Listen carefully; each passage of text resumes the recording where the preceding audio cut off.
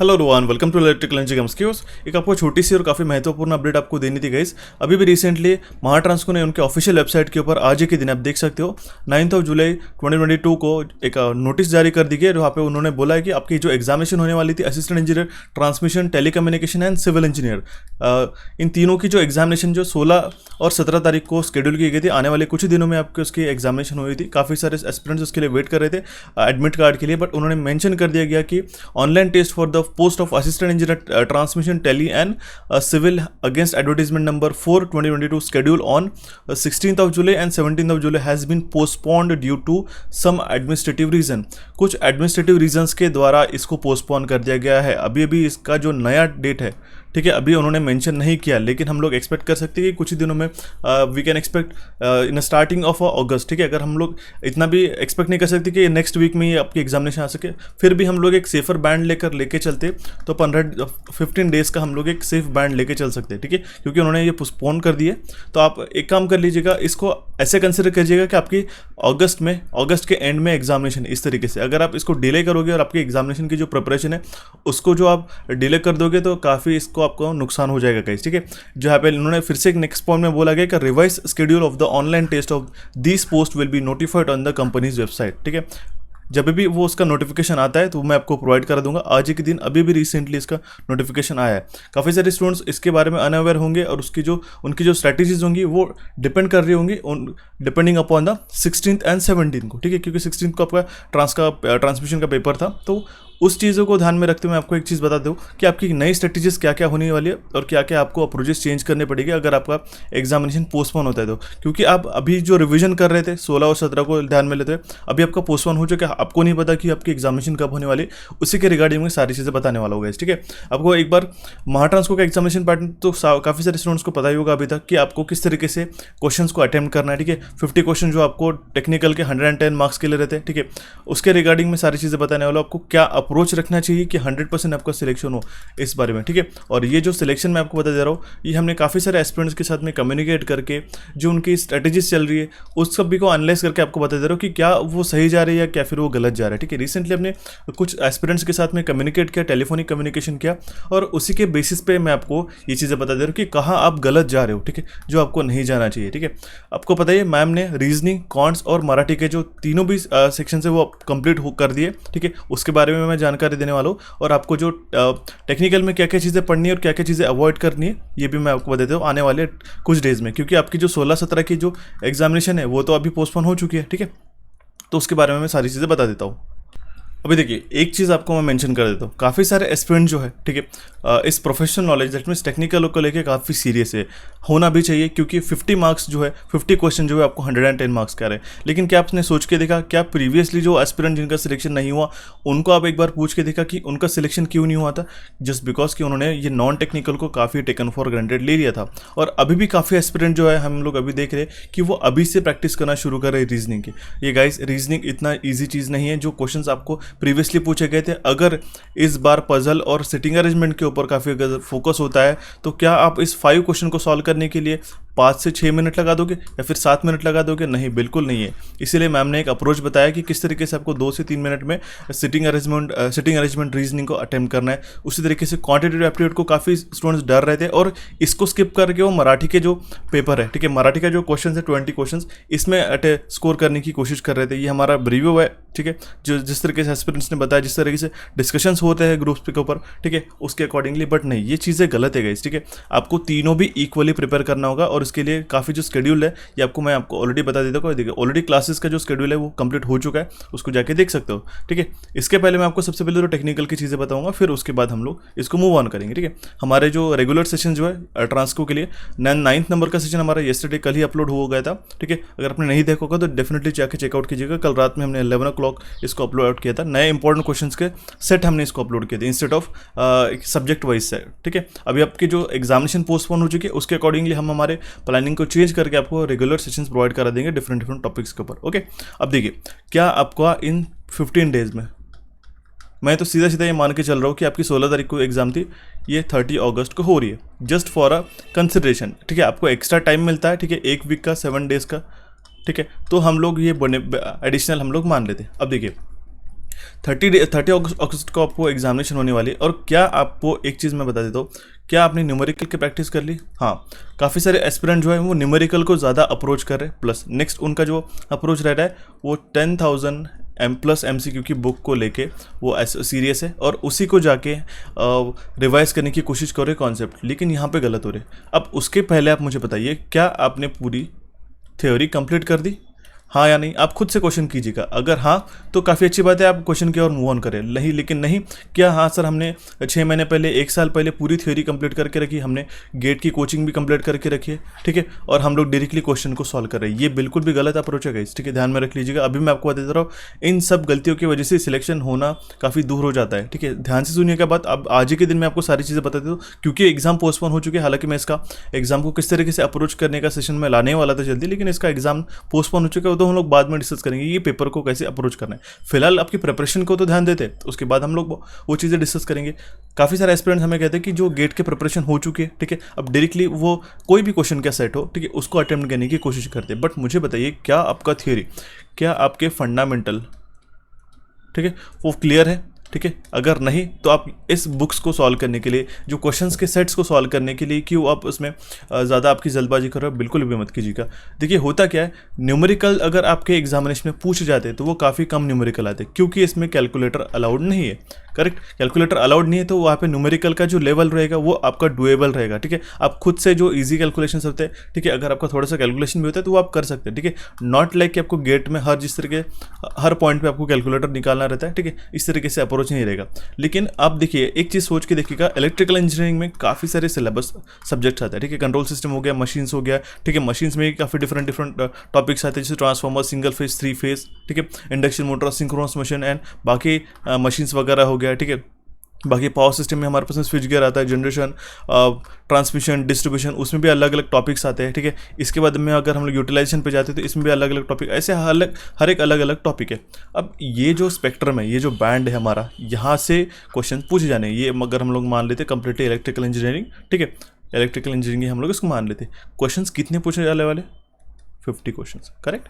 50 questions के लिए आप देख सकते हो कि एग्जामिनर को हर एक टॉपिक से क्वेश्चंस पिक करना भी उतना डिफिकल्ट हो जाता है कि कौन से क्वेश्चन को ज़्यादा फोकस करे। अभी रिसेंटली जो प्रीवियसली पूछा गया था, तो काफ़ी सारे एस्पिरेंट ने पावर इलेक्ट्रॉनिक्स को ज़्यादा जोर दे के इस साल में पावर इलेक्ट्रॉनिक्स के पढ़ लिया।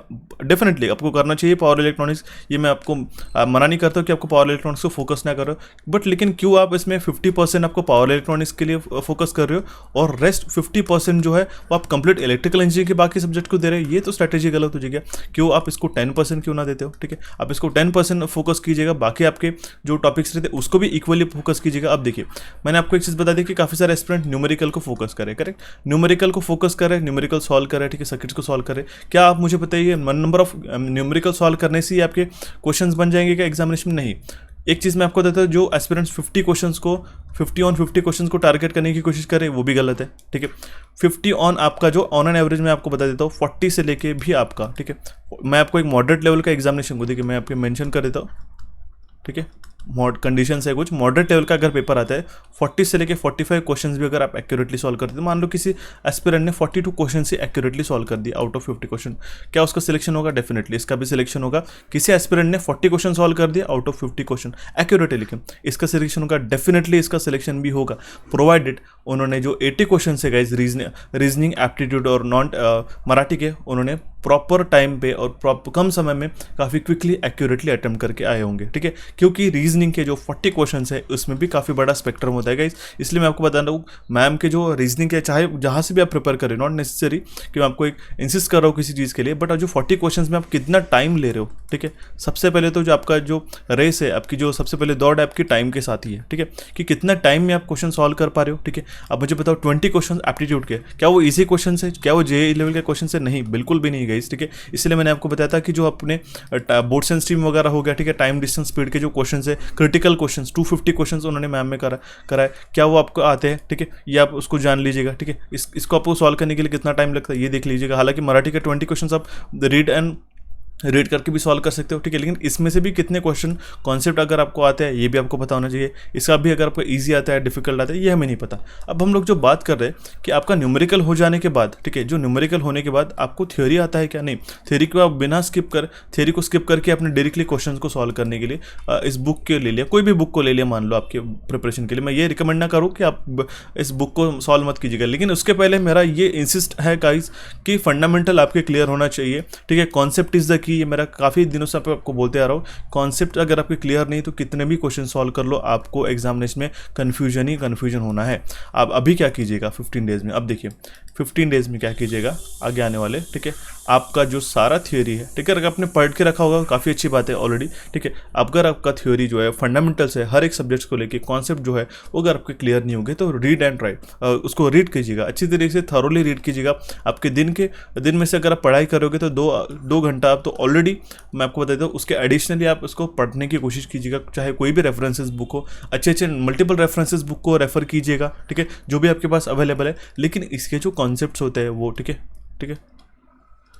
जो कॉन्सेप्ट्स होते हैं वो आप इसको फोकस करिएगा फिलहाल में।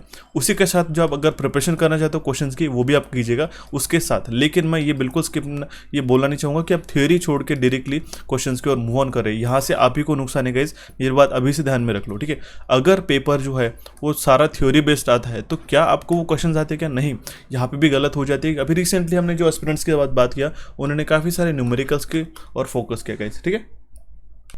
अब इट इज़ हाई टाइम कि आप आपके कॉन्सेप्ट को बिल्ड करो, कॉन्सेप्ट को फोकस करो। जो भी टॉपिक आपको नहीं आते हैं, ठीक है, उसको अब मैं ये रिकमेंड ना करूँ अभी कि रिसेंटली, अभी हमें नहीं पता कि एग्जामिनेशन का जो डेट है वो कब वो रिलीज़ करेंगे, अब कब आपका नया एग्जामिनेशन का डेट आएगा। लेकिन उसके पहले तक आपके जो कॉन्सेप्ट्स है उसको बिल्ड कीजिएगा। इसके साथ क्या होता है, अब क्यों मैं कॉन्सेप्ट के ऊपर फोकस कर रहा हूँ, क्यों आपको थ्योरी के क्वेश्चन बता दो, क्योंकि आपको इस 50 क्वेश्चंस में ज़रूरी नहीं है आपको ऑलमोस्ट, अगर आप न्यूमेरिकल के अगर हम बात करते हैं 4 से 5 क्वेश्चन या फिर 6-7 क्वेश्चन भी अगर आपके न्यूमेरिकल के बनते हैं, बट बियॉन्ड दैट आपको सारी जो क्वेश्चंस बनने वाले हैं वो थ्योरी से ज़्यादा पूछेंगे वो, ठीक है, क्यों, जिससे आपका कॉन्सेप्ट को वो जान सके, कॉन्सेप्ट को आपको परख सके, ठीक है। इस 50 क्वेश्चन को आपको अप्रोच किस तरीके से रखना है, ठीक है, ये आपको पता होना ज़रूरी है। ओके, अब देखिए थ्योरी एक बार पढ़ के हो जाती है तो आप खुद एक मल्टीपल जो क्वेश्चंस रहते हैं वो थ्योरी बेस्ड जो क्वेश्चन होते हैं वो अटेम्प्ट करने की कोशिश कीजिएगा। उसमें क्या होता है, इसका अप्रोच क्यों है ये रीज़न बताता हूँ, इसका कोर कारण क्या है, क्यों मैं आपको ये फंडामेंटल जो कॉन्सेप्ट्स है आपके वो क्लियर करने के लिए रिकमेंड कर रहा हूँ। क्योंकि जो IBPS क्वेश्चन बनाता है गाइस, ठीक है, जो IBPS क्वेश्चंस को फ्रेम करता है, ये बात ध्यान में रख लीजिएगा। ये काफ़ी छोटी छोटी जो इंपॉर्टेंट चीज़ है जो आपको पता होना ज़रूरी है। इनिशियल डेज में काफ़ी सारे स्टूडेंट सिर्फ प्रिपरेशन करके जा रहे हैं, उनको डायरेक्शंस नहीं पता कि एग्जैक्ट किस तरीके से प्रिपेयर करना है। इसलिए मैं आपको सही डायरेक्शन प्रोवाइड करा रहा हूँ जो IBPS क्वेश्चंस को फ्रेम करता है, ठीक है। आप मुझे एक भी पेपर ला के देख लीजिएगा कि उन्होंने क्वेश्चंस को रिपीट किया, नहीं, वो रिपीट नहीं करते, क्वेश्चंस को रिपीट नहीं करते, वो किसको रिपीट करते, ठीक है, कॉन्सेप्ट्स को रिपीट करते हैं, ठीक है, कॉन्सेप्ट को रिपीट करते हैं। अब कॉन्सेप्ट आपके कब क्लियर होंगे, जब आपका फंडामेंटल क्लियर होगा, राइट। जब आपका फंडामेंटल क्लियर है तो आपका जो भी आपका स्टेटमेंट, अगर जहाँ पे एक क्वेश्चन बनता है गाइस, ठीक है, कितने भी लाइंस का रहने दो, इसमें क्या पूछा गया है, ठीक है, और क्या वो आपको घुमा फिरा के क्वेश्चन बना रहे हैं, ठीक है। कोई भी एक फॉर्मूला बेस्ड भी अगर क्वेश्चन आता है या फिर आपका फंडामेंटल, वो क्या करते हैं, जो आंसर आपको पता है गाइस, ठीक है, डायलेक्ट्रिक स्ट्रेंथ ऑफ समथिंग कुछ पूछ लिया, ठीक है, ये तो आपको ऑलरेडी दे देते हैं, ठीक है, आंसर क्वेश्चन में ही दे देते वो आंसर, इसका रिवर्स क्वेश्चन पूछ लेते हैं, ठीक है, उनका रिवर्स इंजीनियरिंग चलता है वहाँ पे, ठीक है। जो आपको कॉन्सेप्ट पता है, ठीक है, कितने नंबर ऑफ कॉइल्स रहते हैं कोई पर्टिकुलर एक इंस्ट्रूमेंट में, ठीक है, उसका सिग्निफिकेंस क्या होता है, ठीक है, वो किससे बनाए जाते हैं, कौन से मटेरियल से बनाए जाते हैं, ऐसे क्वेश्चन वो फ्रेम अप करते हैं। हालांकि वो तो काफ़ी ईजी रहते हैं, हमें पेपर में घर से आने के बाद वो काफ़ी ईजी लगते हैं कि क्या हमने तो इसको पढ़ा भी नहीं था, हमने इसको ईजी समझ के छोड़ दिया था, लेकिन यही क्वेश्चन एग्जामिनेशन में आते हैं। हालांकि वो डेफिनेटली ईजी रहते हैं, लेकिन आप क्या अप्रोच कर पाते हो, क्या नहीं आप अप्रोच नहीं करते। 2 से 3 मिनट उसके ऊपर सोच के आप इसको एक तो मार्क फॉर रिव्यू करके रख देते हो, या फिर गेस वर्क करके मार्क कर देते हो, या फिर स्किप ही कर देते हो।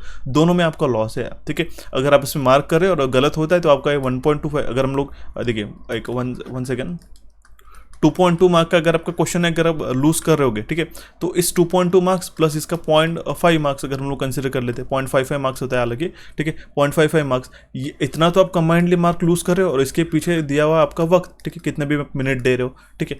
और अगर आप नहीं मार्क करके आते हो तो आपने स्ट्रेट अवे जो आपका आने वाला मार्क्स था, ठीक है, 2.2 मार्क्स, ठीक है, जो डायरेक्टली बूस्टअप करा देता है आपको, वो तो आपने छोड़ दिया। आप मेरी बातों को समझने की कोशिश कीजिएगा, यही अप्रोचेस रहती है, यही स्मार्ट वर्क रहता है कि किस तरीके से क्वेश्चन को अप्रोच करना है, क्या आपकी स्ट्रेटेजीज होनी चाहिए, क्या आपके प्लानिंग्स होनी चाहिए। अब देखिए, ईजी क्वेश्चन पेपर आता है या फिर हम लोग ईजी टू मॉडरेट लेवल आता है, तो फंडामेंटल्स क्लियर हो गए, तो आपको जिस तरीके से भी क्वेश्चन आपको फ्रेम अप किए जाएंगे वो आपको पता होना जरूरी है। होता क्या है, काफ़ी बार आपको स्कीमेटिक दिया जाता है एक हाथ सर्किट का, ठीक है, जैसे ऑसिलेटर्स वगैरह के सर्किट्स हो गए, मैंने आपको कल ही बताया था कि बक बूस्ट कन्वर्टर्स वगैरह हो गए, ठीक है। बक बूस्ट कन्वर्टर्स में आपको कहाँ पे कौन सी चीज़ें प्लेस रहती है, यहाँ पे डायोड कहाँ पे रहता है, कैपेसिटर कहाँ पे रहता है, ठीक है, कैपेसिटर का वैल्यू क्या रहता है, या फिर इस तरीके से क्वेश्चंस बैक एंड फोर्थ वो आपको पूछे जाने की चांसेस काफ़ी ज़्यादा बन सकते हैं, क्योंकि आपके पास 50 क्वेश्चन है, एग्जामिनर को आपको प्रोवाइड कराने के लिए काफ़ी लिमिटेड क्वेश्चन है। इसी के लिए मैं आपको बताता हूँ, हर एक पॉइंट्स आपको अच्छी तरीके से पता होना जरूरी है। इसके बाद आपके क्वेश्चंस को सॉल्व करने की कोशिश कीजिएगा टाइम टू टाइम। अगर 15 डेज में आप प्रिपेयर करना चाहते हो तो अच्छी तरीके से आपकी प्रिपरेशन जारी रखनी चाहिए, ठीक है। इसके बियॉन्ड भी अगर आपको कोई डाउट्स आते हैं तो प्लीज़ मुझे कमेंट बॉक्स में कमेंट करिएगा। इसके रिलेटेड भी सेशन में ट्राई करूंगा कि आपको मैं आज ही के सेशन में प्रोवाइड करा दूँ कि क्या आपको दिक्कतें जा रही है प्रिपरेशन करने में और क्या लो कॉन्फिडेंस फील कर रहे हो। बिल्कुल भी लो कॉन्फिडेंट मत रहिएगा, ठीक है, कॉन्फिडेंट रहिएगा आपके एग्जामिनेशन को लेते हुए। खुद के प्रिपरेशन पे आपको भरोसा होना चाहिए, चाहे वो आपने 70% क्यों ना प्रिपरेशन करके रखी हो, ठीक है। 70% आपने टेक्निकल प्रिपेयर करके रखा है। मैं किसी भी स्टूडेंट्स को डीमोटिवेट नहीं करता हूँ, क्योंकि उनको नहीं पता कि वो 70% तो देखिए, यही वही बात होगी कि ग्लास आधा भरा है या आधा खाली है करके, ठीक है। काफ़ी एस्पिरेंट्स यही चीज़ों पे हम लोग, ये जो आपकी जो डिस्ट्रैक्शन है इसी में आ जाता है कि हमारे पास तो हमने सारे पावर इलेक्ट्रॉनिक्स को टॉपिक नहीं पढ़ा, या फिर एक कोई टॉपिक हमें नहीं आता है, तो उसको लेके जहाँ पे जो 70% जो इनको काफ़ी स्ट्रांगली आता है, इसको वो भूल जाते हैं। ये चीज़ें आपको नहीं करनी, ये चीज़ें मैं आपको रियलाइज़ करा के दे रहा हूँ गाइस। यही छोटी छोटी चीज़ें जो होती है, आपको जितना आता है, जितना स्ट्रांगली आप उसमें कर सकते हो, उसी के अंदर कॉन्सेप्ट देखिए। अब उसके बियॉन्ड तो क्वेश्चन आपको नहीं पूछना है, क्योंकि electrical engineering is completely static, right.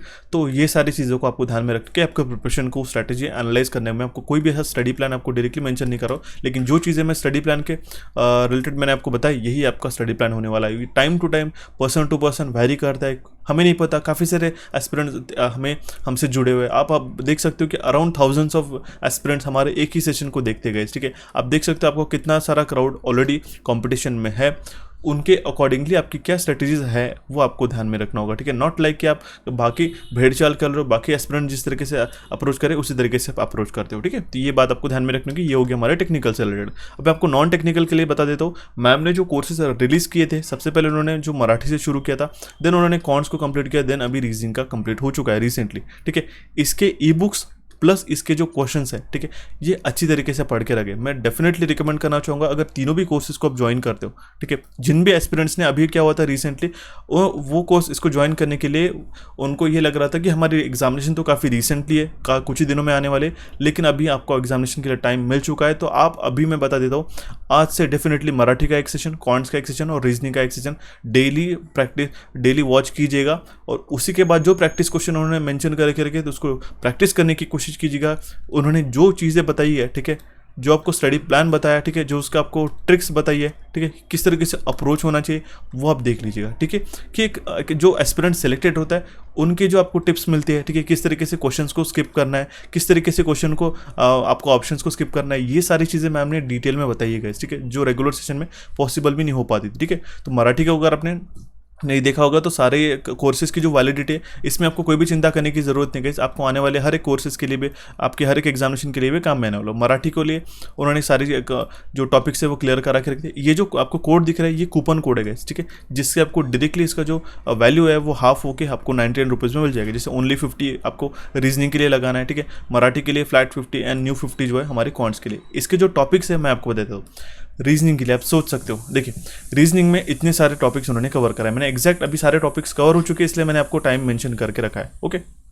देखिए, जो बॉक्स पजल में सबसे बड़ा मेजरली उन्होंने फोकस करके आपको पढ़ा है, ठीक है, पजल सिटिंग अरेंजमेंट, ठीक है। ये आधा सेक्शन तो इसी से भरा हुआ है। अब क्यों ये इंपॉर्टेंट है, क्या आपको पजल बॉक्स पजल सॉल्व करना आता है? हाँ, कर सभी एस्पिरेंट्स को सारी चीज़ें सॉल्व करनी आती है गाइस, ठीक है। ऐसा मैं ये ना कहूँगा, ये नहीं करूँगा कि 2 आवर, देखिए ऐसा ये नहीं कहूँगा कि अगर आपको पेपर देते हैं और कोई एस्पिरेंट इसको सॉल्व नहीं करता। जो कंपटीशन में जिन्होंने फॉर्म भरा है, ठीक है, फॉर्म फिलअप किया है, उन सभी को ये सारी चीज़ें आती है। लेकिन हमारा जो मेन फोकस होता है वो टाइम के साथ आता है, ठीक है, कि किस टाइम में आपको कौन से टॉपिक पढ़ने हैं, ठीक है। बॉक्स पजल को भी सॉल्व करते हो, ठीक है, आपके पास एग्जामिनेशन में 2 से 3 मिनट बचे हुए, ठीक है, कि क्या आपको बॉक्स पजल को सॉल्व करना चाहिए या नहीं सॉल्व करना चाहिए। लेकिन फिर भी आप, उन्होंने मैम ने बताया कि आपको किस तरीके से, अगर आपको 2 मिनट भी बचते हैं एंड के, तो आपको जो क्वेश्चंस, अगर 5 क्वेश्चन आपको पूछे जाते हैं पजल पे, तो उसमें से 2 क्वेश्चन किस तरीके से एक्यूरेटली सॉल्व कर सकते हो। ये सारे टिप्स एंड टेक्निक्स एडिशनली उन्होंने बताई है गाइस, ठीक है, विद दैट एक्सप्लेनेशन। तो box puzzle, floor based puzzle, scheduling, year based puzzle, ये पजल को टॉपिक उन्होंने 3 घंटे का प्रॉपरली डिटेल में पढ़ाया, ठीक है। सिटिंग अरेंजमेंट का एक सर्कुलर स्क्वायर उन्होंने 1 आवर के, और इसमें सारे क्वेश्चन जो है, ठीक है, एक सिंपल बेस्ड क्वेश्चन नहीं गए, आपने स्क्वायर बेस्ड ले लिया, ठीक है, 4 लोग फेस कर रहे हैं या फिर 8 लोग फेस कर रहे हैं, नहीं, इसमें भी उन्होंने वेरिएशंस लिए कि इन एंड आउट सर्कल्स हो गया, ठीक है, और उसके जो वेरिएबल आते हैं, डबल वेरिएबल के लिए अगर कोई पर्सन बैठा है तो उसको कोई कलर पसंद है, कोई फ्रूट पसंद है, उसके अकॉर्डिंगली इन एंड आउट ये सारे कॉम्बिनेशन किए जो IBPS क्वेश्चन पूछता है, ठीक है। हमने 2017 से अभी 2022 चल रहा है, इसके काफ़ी बूस्ट लेके आए। काफ़ी एस्पिरेंट्स को वो डिफिकल्ट भी लगता था, लेकिन उसके अगर आपको प्रैक्टिस कर लेते हो तो आपको कोई भी क्वेश्चन बनता है एग्जामिनेशन तो 100% आ जाएगा, ठीक है। तो आप देख सकते हैं 1 आवर का एक सेशन हो जाएंगे दोनों भी, ठीक है, मिला के सेपरेटली। पैरेलल लो, डबल लाइन, ठीक है, पेंटागोनल, हेक्सागोनल, ठीक है, लिनियर लाइन, अननोन पर्सन, ठीक है, ये जो सारे सेशन है 2.1 आवर्स के। डायरेक्शन सेंस एक सेपरेट टॉपिक जो है 2 आवर्स का है, ठीक है, जिसमें इंपॉर्टेंट क्वेश्चंस कवर करे। ब्लड रिलेशन है, कोडिंग डिकोडिंग, ये सारे टाइम्स है गाइस, एक्चुअल टाइमिंग है क्लासेस के, ठीक है। आप इसको अभी वॉच कर सकते हो। इनइक्वालिटी हो गया, order and ranking, odd one out, alpha numeric series, ठीक है। सिलोजिज्म काफ़ी इंपॉर्टेंट टॉपिक है आपके लिए, ठीक है। इसमें जो कॉन्सेप्ट आपको पूछा जाता है, आपको ओनली अ फ्यू, ठीक है। सम नॉट वाले जो कॉन्सेप्ट है ये हमने इसके ऊपर फोकस करके रखा है, ठीक है। मिसिंग सीरीज है, डेटा सफिशिएंसी एंड मिसलेनियस, ये सारे टॉपिक इंपॉर्टेंट है गाइस, इसको वॉच कीजिएगा रीजनिंग के कोर्स के अंदर। नेक्स्ट आते हैं हमारे पास में मराठी के अंदर। मराठी के अंदर ऑलरेडी हमने काफ़ी दिनों पहले कवर हो चुका है। आई होप जिन्होंने एस्पिरेंट्स ने ज्वाइन करके रखा उन्होंने काफ़ी सारे जो सेशन है ऑलरेडी देख लिए होंगे। सारे टॉपिक जो है आप इसके ड्यूरेशन के साथ देख सकते हो, ऑलरेडी कवर हो चुका है, ठीक है। ये आपके कोचिफाई चैनल के ऊपर मिल जाएंगे। नेक्स्ट आते हैं हमारे पास में क्वांटिटेटिव एप्टीट्यूड की बात, ठीक है। इस पे हमें काफ़ी सारे एस्पिरेंट्स को रिकमेंड करना चाहिए, तो ये एक मस्ट कोर्स है आपके लिए, जो आपको हर एक एग्जामिनेशन के लिए आपको फ़ायदेमंद रहेगा, ठीक है। क्योंकि इन्होंने इसमें जो हमने एनिमेटेड जो आइकॉन्स या फिर एनिमेटेड जो आपके ग्राफिकल रिप्रेजेंटेशन के साथ में कॉन्ट्स को पढ़ाने की कोशिश कीजिए, वो काफ़ी अच्छी है, जिससे आपको काफ़ी समझने के लिए इस दिक्कत नहीं आएंगी, ठीक है। आप इजीली इसको समझ लोगे कि चाहे कितना बड़े से बड़ा टॉपिक क्यों ना हो। काफ़ी सारे स्टूडेंट्स को बोर्ड्स एंड स्ट्रीम में दिक्कत जाती है, SI CI में हमारा दिक्कत जाती है, ठीक है। तो आप इसके देख सकते हो, जैसे परसेंटेजेस वगैरह के क्वेश्चन है, उसमें 1.3 आवर्स का है, पार्टनरशिप का 1.5 घंटे का सेशन है, ages and average 1 hour plus है, ratio proportion 1 hour plus, profit and loss, time and work है 1.45, अराउंड 2 आवर्स का एक टॉपिक हमने मेंशन करके। ट्रेन्स टाइम डिस्टेंस स्पीड है 1.5 घंटे का है, बोर्ड्स एंड स्ट्रीम 1.5 घंटे का है, simple and compound interest 2.2 plus hours का है, ठीक है। प्रोबेबिलिटी, परम्यूटेशन एंड कॉम्बिनेशन 3 घंटे का एक सेशन है। तो आप इसके जो टोटल आवर्स कैलकुलेट करते हैं तो काफ़ी ज़्यादा हो जाते हैं तीनों कोर्सेज को अगर हम लोग मिलाते हुए, ठीक है। तो इस सब बातों को मैं आपको अभी रिकमेंड करना चाहूँगा, आप 1 बाय 1 एक टॉपिक कवर कीजिएगा, ठीक है। जितने भी एस्पिरेंट अभी भी लो कॉन्फिडेंट फील कर रहे हैं कि उनको क्वांटिटेटिव एप्टीट्यूड नहीं चाहता है, फिर भी मैं बताऊंगा इस कोर्स को देखने के बाद आप काफ़ी अच्छी तरीके से कॉन्फिडेंट फील करोगे कि किस तरीके से क्वेश्चंस को अप्रोच करना रहता है गाइस।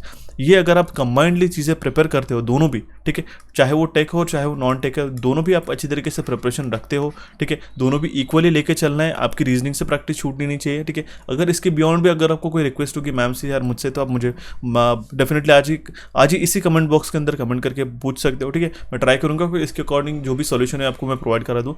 ये सारी चीज़ें करनी होगी तभी जाके आपका सिलेक्शन होगा गाइस। सिर्फ न्यूमेरिकल करने से या फिर सिर्फ क्वेश्चंस को सॉल्व करने से आपका सिलेक्शन नहीं होगा। कॉम्प्रिहेंसिव अगर आपका पढ़ाई है, अगर अच्छी तरीके से कॉन्सेप्ट क्लियर है, क्या क्या चीज़ें होती है, क्या फॉर्मूलाज होते हैं, हर एक 2 बैक एंड फोर्थ अगर आपका रिविजन होता है अच्छी तरीके से, तभी जाके आप इसमें ए सब कर पाओगे, ठीक है।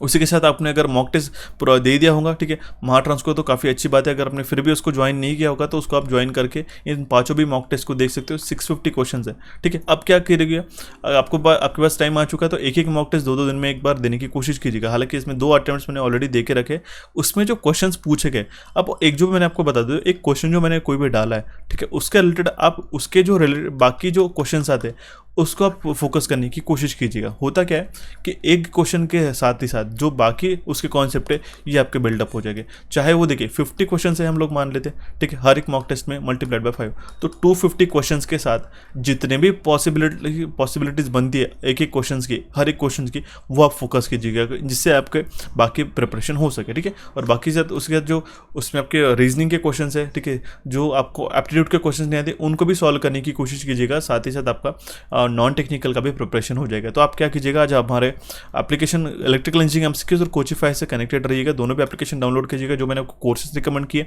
ठीक है। 300 रुपीज़ इज काफ़ी नॉमिनल प्राइस, ठीक है। और ये मॉक टेस्ट भी काफ़ी 89 रुपीज़ में हमने आपको प्रोवाइड करा करके, इसको कोई रिकमेंड मैं आपको बताना चाहूँगा काफ़ी ऐसा कॉस्टली है, ऐसा भी कोई बड़ी बात नहीं है इसके, ठीक है। तो ये आप ज्वाइन करके आपका डेफिनेटली जो बूस्टअप है टेक्निकल और नॉन टेक्निकल में आप कर सकते हो, ओके।